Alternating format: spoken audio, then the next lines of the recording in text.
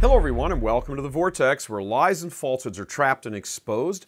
I'm Michael Voris. As the church in America continues down the road to ruination, a discussion has arisen in some quarters about the repeated reports that what got the ball rolling on all of this was a communist plot back in the 1920s to put young communist agents into Catholic seminaries. Reports all point to a woman, former Communist Party member Belly Doddovej, who told numerous individuals and large groups that specific story, that shortly after coming to power in the Soviet Union, Joseph Stalin communicated to communist parties in various countries to infiltrate the Catholic Church. According to Dodd, he specifically instructed the young men should be, at the very least, immoral and preferably active homosexuals. This was precisely what the esteemed Alice von Hildebrand told Church Militant 3 years ago in our exclusive on-camera interview. Dodd had converted to the faith owing to Bishop Sheen and had become friends and a confidant of the von Hildebrands. One afternoon, in their New York home, their front parlor, when Dietrich von Hildebrand was lamenting the state of affairs in the church, she explained to him how it had begun. What the ideal cases? Sure. Homosexual. Obviously. You don't suppose that someone feels that he's, well, it's much more complicated, you know, to have an affair with a woman. But if you're a homosexual, and then it was a tragic mission. And she gave a talk in California. I have a document that I gave now to Mary Nicholas, and you can get it from her. Maybe she already sent it to you, I don't know. A document taken from people when Belly Doddovej gave a talk in Orange, California, in which she declared publicly, I repeat, publicly, that in the course of the 20 years of activities for the communists, she recruited some 1,100 young men, neither faith nor moral, that entered seminaries. And they were so superbly trained that it was not that easy to detect them, because in many ways they seem to be orthodox. So there is a bit of a debate whether Dodd's story is true or not, and frankly, there's no way to substantiate it. What is known is she did tell large numbers of people. One couple from Texas has even signed an affidavit, which Church Militant has been given, testifying that Dodd told them. Additionally, as you just heard, she told the von Hildebrands as well. Others have also been public about hearing Dodd relay the same information. So there is no dispute that she claimed this all to be true. What is being debated is whether her claim itself is true. As we said, there's no way to know this one way or the other, not this many years removed from the reported activity. However, what we can do is look at the current state of affairs in the church and ask, does the story have at least some plausibility? The answer to that is a resounding yes.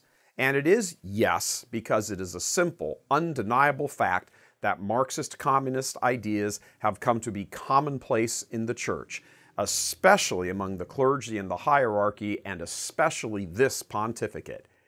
Did communists infiltrate the church? Absolutely, beyond a doubt. Did it begin with Belly Doddovej and her role? The answer to that question, at this point, no longer really matters, unless you just have some historical curiosity about it. Church Militant learned exclusively and reported earlier this year that in the immediate aftermath of World War II, the Soviets established a network of indoctrination centers, more than 30 in all over Europe. Church Militant communicated with the former communist agent from Poland who was instrumental in establishing those centers.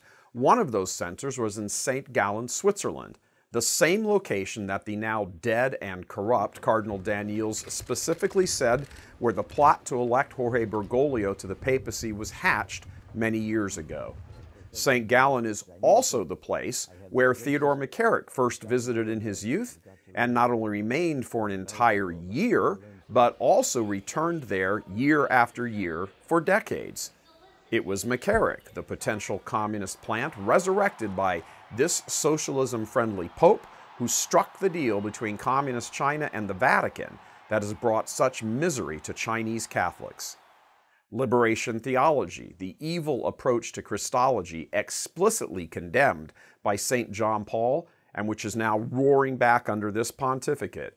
We have come to learn that it was planted into South America by KGB agents, specifically to undermine the Catholic Church.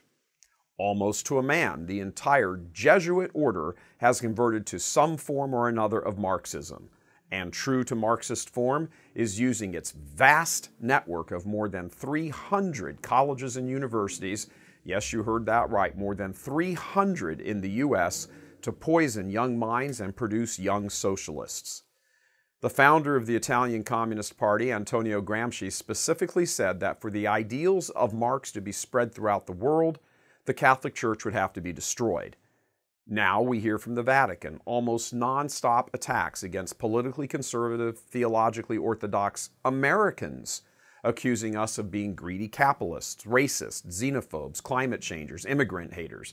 Pope Francis even going so far as to have said recently that he welcomes attacks from Americans. Unfortunately, the current Vatican vogue is echoed nearly daily by weak-minded, cowardly bishops in the U.S., who continue to push the talking points of the Democratic Party, which is now itself going through the pangs of converting into a socialist party, a conversion not yet complete, but nearly. It's why the Democratic debates so far have been raucous, as the young socialist-minded set are seizing more and more control, and the old guard, like Joe Biden, are wrestling ferociously with each other. Too many U.S. bishops are in lockstep with the Democratic Socialists, and both those bishops and those Democrats are too heavily influenced by a smorgasbord of Marxist, socialist, communist ideas. Which brings us back now full circle to the question of Belly Doddovej and her self-admitted activity of placing American Communist Party agents, 1,100 in all, into Catholic seminaries beginning in the mid to late 1920s and continuing for approximately 10 years or so. Close to 100 years after the reported activity was launched, what do we have? A highly corrupt and immoral hierarchy with deep involvement in the homosexual world, actively and passively destroying church dogmas, eroding faith in nearly everything Catholic by sowing doubt and confusion, warmly embracing socialist politics on a large number of issues, striking deals with communist governments which result in horrors for Catholics in those countries, sitting atop a virtual empire of lies and deceit and cover-up in literally thousands of places around the universal church. This communist evil, which has infiltrated the church, is present in nearly every location you can imagine, right down to an enormous percentage of local parishes. Catholic universities are no longer Catholic. Catholic hospitals are no longer Catholic. Catholic bishops reject Catholic tradition. The communist scourge has been set loose within the walls.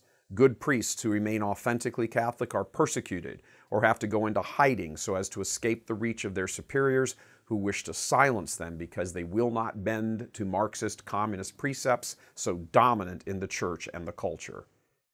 So a warning to faithful Catholics: when communism, Marxism, socialism gain significant enough control, the church ends up attacked and persecuted, for the goal of communism is world domination, which is the same goal the church has. The only difference is the weapons employed. Communists use lies and violence. The church uses truth and peace. We are in momentous, never-before-seen times, and faithful Catholics need to realize exactly what's playing out here. God love you. I'm Michael Voris.